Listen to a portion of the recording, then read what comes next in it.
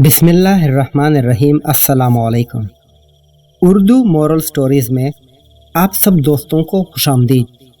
پچھلے 2 ماہ سے کوئی میرے دروازے پر روزانہ کچرا پھینک کر چلا جاتا۔ بڑی کوشش کے باوجود وہ پکڑ میں نہیں آیا۔ اہلیہ نے کہا کہ یہ یقیناً محلے کا کوئی ایسا بندہ ہے جو فجر کی نماز باقاعدگی سے پڑھتا ہوگا اور مسجد جاتے ہوئے یہ کارنامہ سر انجام دیتا ہوگا۔ اب مسئلہ تھا میرا اپنا۔ میں پکا نہیں کچا مسلمان تھا۔ روزانہ 10 بجے اٹھ کر فجر قضا پڑھا کرتا تھا۔ 20 دن قبل میں نے اہلیہ سے فجر میں اٹھانے کا کہا تو اہلیہ حیران تھی کہ یہ آج سورج مشرق کی بجائے مغرب سے کیسے نکل رہا ہے۔ خیر، انہوں نے مجھے اگلے روز فجر کے وقت اٹھا دیا۔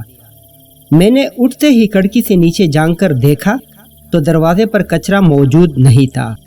فٹافٹ وضو کیا، کھڑکی کے پاس ہی مصلی بچھایا اور 2 رکعت سنت کھٹا کھٹ پڑھ کر پھر سے جھانک کر دیکھا تو کچرا دروازے پر پڑا میرا منہ چڑھا رہا تھا۔ خیر، پھر 2 رکعت فرض پڑھ کر دوبارہ سو گیا۔ اگلے دن سنت کی بجائے فرض پڑھتے وقت کچرا پھینک دیا گیا۔ 4 دن اسی طرح گزر گئے لیکن کچرا پھینکنے والے کو پکڑ نہیں پایا۔ 5ویں دن اہلیہ کہنے لگی، ماشاءاللہ اب آپ فجر کی نماز پڑھنے لگے ہیں تو مسجد میں باجماعت نماز پڑھ لیا کیجیے۔ بات دل کو لگی اور 5ویں دن سنت گھر میں پڑھ کر جماعت سے 15 منٹ پہلے دروازے پر کرسی لگا کر بیٹھ گیا اور محلے کے نمازی حضرات کو آتے دیکھنے لگا کہ کس نمازی کے ہاتھ میں کچرے کا شاپر ہے، لیکن افسوس سارے خالی ہاتھ آتے دکھائی دیے۔ نماز پڑھ کر آیا تو دروازے پر کچرا موجود نہیں تھا۔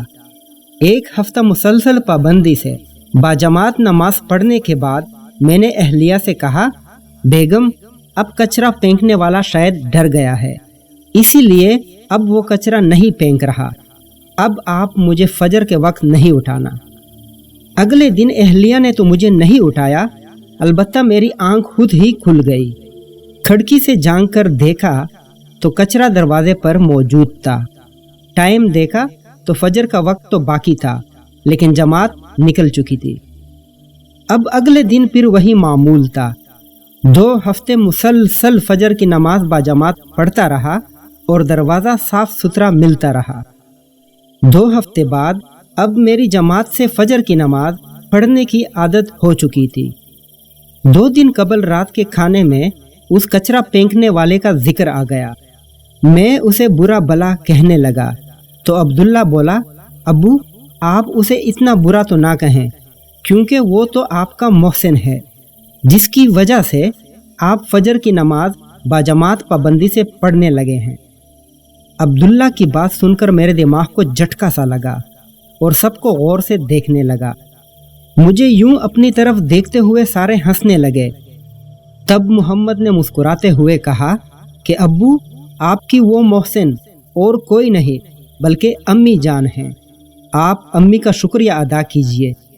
میں نے اہلیہ کی طرف دیکھا تو وہ کہنے لگی، جب گھی سیدھی انگلی سے نہ نکلے تو ٹیڑھی انگلی سے نکالنا پڑتا ہے۔